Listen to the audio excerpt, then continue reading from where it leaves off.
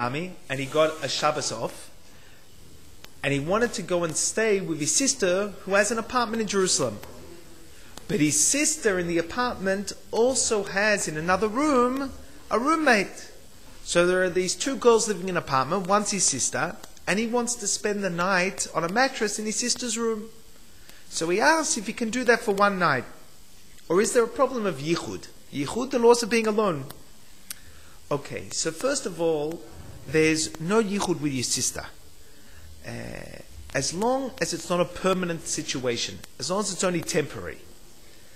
So if your parents are going away and they're leaving the kids at home, a brother and a sister, they're allowed to stay at home without their parents. As long as it's temporary. What's temporary? Up to a month. After a month, then you have to change the situation.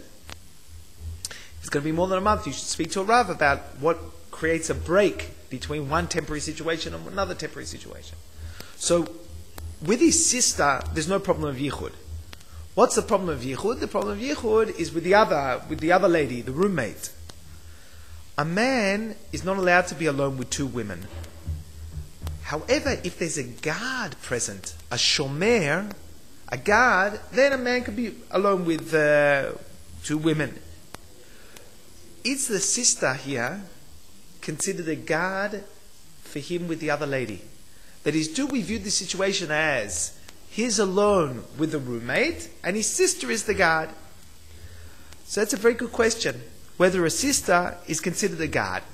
Rabbi Moshe Feinstein Zatzal in Even Ezer, volume 4, in Siman, in response to number 65, he writes there that a man would be much too embarrassed to commit a sin with his sister's knowledge, and therefore the sister is considered a guard. However, there are others, the Chida and others, they're quoted in the Tzitz Eliezer, volume 6, chapter 40.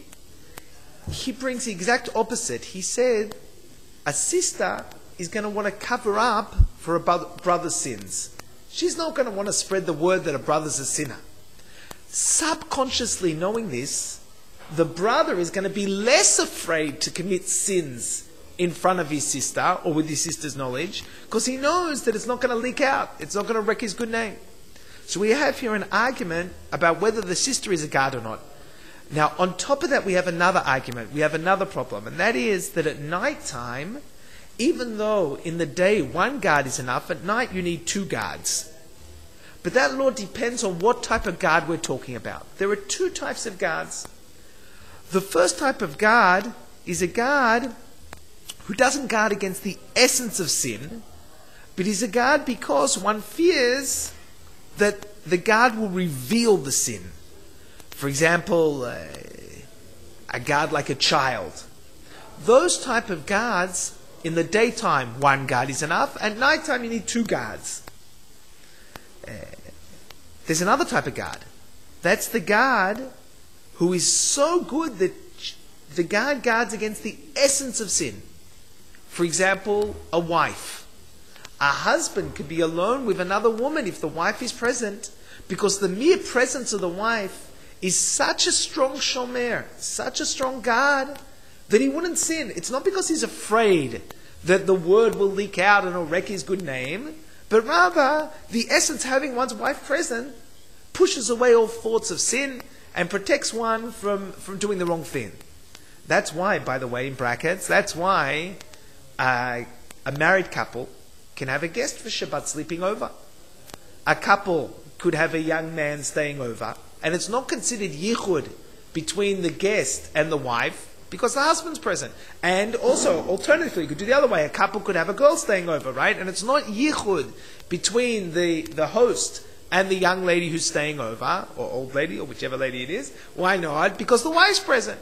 And the wife or the husband is such good guard that there's no, either at night, either when the other one's sleeping, there's no chance of sin. What type of guard, returning to our question, what type of guard is a sister? Even if you say that a sister is a guard, like we mentioned before in the name of Rabbi Moshe Feinstein, is she a normal quality guard, in which case at night she would not be enough, you need two? Or is she such a strong guard that she's considered as two? There's a big debate about that. So now what about our situation? In our situation, we have a double doubt that we should be strict about. The first doubt is maybe the sister's not a guard at all. And even if you want to say the sister is a guard, maybe at night, one guard is not enough. Maybe the sister is not considered two guards at night. Therefore, for sure, in this case, a person should be strict. However, in a case of great need, maybe you could rule leniently, especially if there are other lenient factors. For example, let's say there were two additional roommates. That is, the sister lived with two ladies, so there are three of them altogether. Now, even though at night a man can't be alone with even three women, here where one of them is the sister, and then we have another two, together, all those factors together would be lenient. Or another way you could be lenient is if you gave the key to the apartment to a neighbor and asked them to pop in unannounced in the course of the evening. Then, because there's someone who could pop in at any moment, it's not considered totally private, and we could also be lenient, especially as we're talking about with the sister there also. As you can see, all the laws of Yichud are very, very dependent on each case, and if it's not your exact case here, you should go and speak to your rabbi. But in general, the law in this case is that he should try and find another place to stay. In a case of great need, if we can find another additional lenient factor, a rabbi might be lenient. Shalom uvracha.